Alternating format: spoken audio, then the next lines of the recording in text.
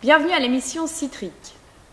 Aujourd'hui, dans les brèves, nous parlerons d'un caillou qui vaut de l'or, d'un sport de grimpe, de notre bonne vieille armée suisse, des vertus sacrées de la fourchette, d'évasion forestière et enfin d'un tout nouveau phénomène physique.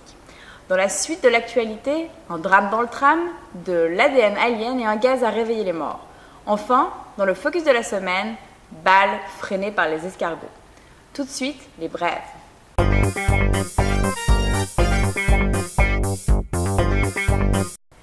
2,5 milliards, ça fait cher le caillou.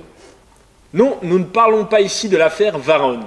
Bien que l'homme soit devenu une curiosité locale, on parlera ici du petit robot nommé Curiosity qui, pour la modique somme de 2,5 milliards de dollars, a réussi à trouver un caillou sur Mars de la taille d'un poing. Vraiment, quelle découverte. Quand on pense qu'avec une somme pareille, on pourrait éradiquer la faim dans le monde, c'est vrai qu'un caillou, c'est une trouvaille colossale. Sa prochaine étape, un mont, culminant à 5000 mètres d'altitude. On verra s'il y trouve une Edelweiss. Du sport et pas qu'en chambre. Les petites pilules bleues, comme nous aimons les appeler, sont magiques. Sous la couette, elles font de vrais miracles. Mais paraît-il qu'elles seraient également fabuleuses pour améliorer les performances sportives. Beaucoup d'alpinistes ont l'habitude de l'utiliser pour atteindre des sommets. En ce moment, des études tentent d'inclure le Viagra dans la liste des produits ou pratiques illicites de l'Agence mondiale antidopage. En attendant, côté sport, il n'y aura plus seulement en l'équitation que l'on sera monté comme des chevaux. Armé et prêt à tout. Le commandant de corps André Blattmann, qui est aussi chef de l'armée suisse, a passé en revue les différents scénarios qui rendraient l'armée utile. Tremblement de terre, conséquences du printemps arabe, crise de la dette, cyberattaque ou menaces terroristes. Il a oublié de parler de l'invasion extraterrestre, de la chute d'astéroïdes, de l'explosion du Soleil, du déchirement de l'espace-temps et de l'attaque des moutons mutants. Un braquage qui a du piquant. Utiliser des fourchettes pour voler des bancomates. Quelle idée mordante! Voilà ce qu'ont dû se dire les polices de France et de Belgique après une vague d'attaques de ce type. Les autorités vont devoir faire attention, car repérer une arme à feu, ça reste facile. Mais arrêter tous les gens qui vont faire un pique-nique sous prétexte qu'ils ont découvert, ça risque d'être mal vu. En prévision du scandale, la Suisse hésite à ne plus vendre que des petites cuillères. Comme ça, les braqueurs n'auront rien à se mettre sous la dent. Et maintenant, je vais vous parler de la passoire genevoise. 5 évasions à la prison pour mineurs de la Clairière, et ceci seulement en 3 jours. Est-ce l'attrait de la forêt qui a poussé ces jeunes à jouer les filles de l'air? Après tout, en Appenzell, un ermite avait réussi à vivre 30 ans dans la forêt à l'abri des autorités. Peut-être que comme lui, les jeunes ont décidé de quitter la Clairière pour s'installer une cabane en tôle dans les bois. Manque de peau, ils se sont fait choper. Et à défaut de cabane, ils ont quand même eu de la tôle. Le chef du département de la sécurité a demandé des travaux pour boucher les trous, espérant que ces travaux ne seront pas trop chers. Sinon, c'est aussi dans le budget qu'il faudra boucher des trous. Et maintenant, Arnaud, chaud devant. Après avoir appris que la fumée tue, les Suisses ont une nouvelle news à se mettre sous la dent. Toute la presse écrite en parle, les téléjournaux s'en font écho, sans parler des alertes météo à répétition. Un buzz sans précédent s'est emparé du scoop de l'année. L'été, il fait chaud.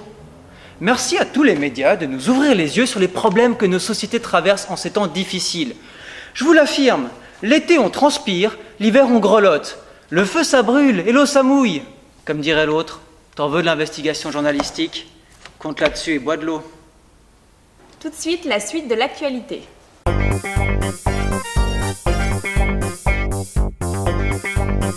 Un drame dans le tram. Les Genevois vous le diront, avec les TPG c'est simple, il y a toujours quelque chose qui ne va pas. Ils se plaignent de la hausse des prix, de la mauvaise réorganisation des lignes.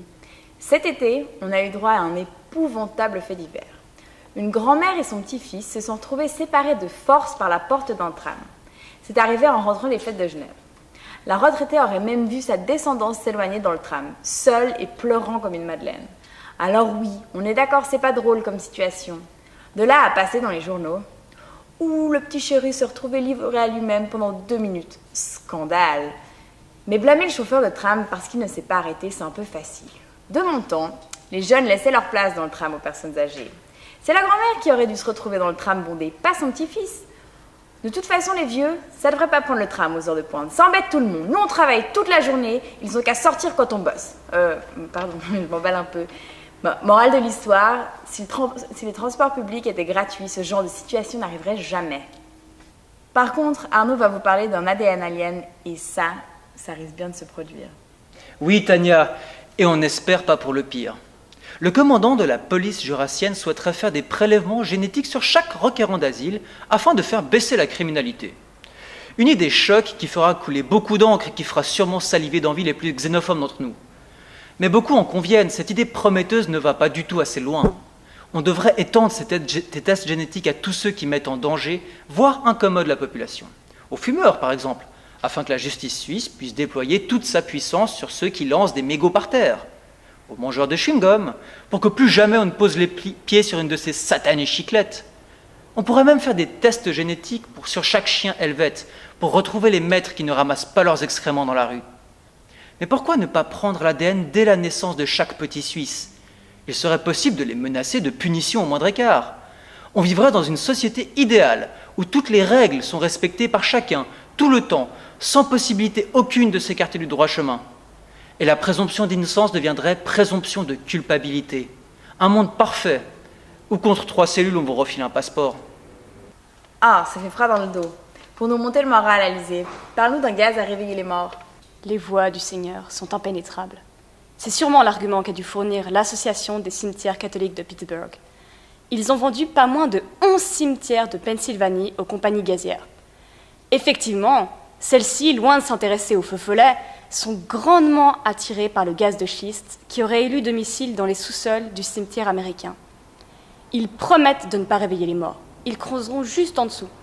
Et après tout, au cas où le sol est pollué, ou s'il y avait des tremblements de terre, au moins, ils sont sûrs que les habitants ne viendront pas se plaindre. Nous connaissions tous le trafic d'organes, mais visiblement, le trafic de morts peut rapporter bien plus. Levelville a en effet empoché 140 000 $ pour son cimetière, ainsi qu'une promesse de 16% sur les futurs bénéfices. De l'argent ou des cadavres puants ? Le choix est rude. Mais peut-être qu'ainsi, grâce à la fracturation hydraulique, les squelettes se retrouveront comme neufs. Pas bêtes, ces Américains. Tout bien réfléchi, nous devrions aussi proposer ces idées aux Suisses. Pour l'instant, les seuls projets d'exploitation de gaz de schiste s'intéressent au bord du Léman. Les pêcheurs s'en plaindront pas. Lorsque les poissons morts flotteront à la surface, ils seront plus faciles à attraper. Mais plutôt que tuer, autant utiliser nos morts et vendre nos cimetières, comme les Américains. Sachant que l'une des plus importantes compagnies gazières, Schubbar Energy, n'est autre qu'américano-suisse, peut-être que chez nous aussi, on apportera un peu de changement à nos ancêtres. Après tout, vu la canicule, un peu de fraîcheur sur leurs vieux os ne leur ferait pas de mal. Et maintenant, le focus de la semaine.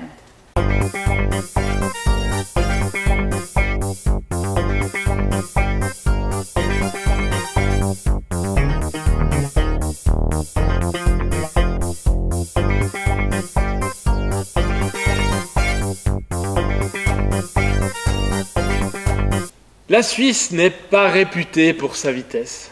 À l'intérieur du pays, l'outil le plus lent doit probablement être administratif.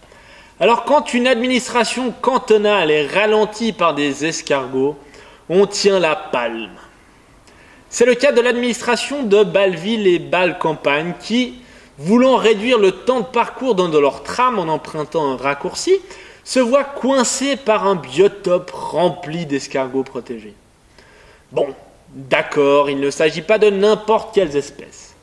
On a des maillotins striés, des maillots des mousses ou encore des hélices carénées. Ceux qui font les hélices et qui hyperventilent, c'est l'administration de Bâle-Campagne qui est persuadée que l'autre demi-canton, qui paye pour moitié le projet mais qui n'y tient pas plus que ça, utilise les escargots comme prétexte pour ralentir la procédure. Comme tous les habitants, au milieu d'un projet incluant un intérêt communautaire prépondérant, les pauvres gastéropodes seront certainement expropriés, puis relogés en banlieue sans plus de compensation qu'un lopin de terre avec 3 brins d'herbe en guise de nature. Le résultat, 1 an de retard pour le début des travaux. Comprenez bien que l'administration a voulu faire les choses dans les règles. Chaque escargot a été motivé individuellement grâce à une feuille de laitue afin qu'il quitte son domicile. Une belle leçon d'expropriation. Mais pas trop vite. Vous venez de regarder l'émission Citrique, merci de votre fidélité et à la semaine prochaine.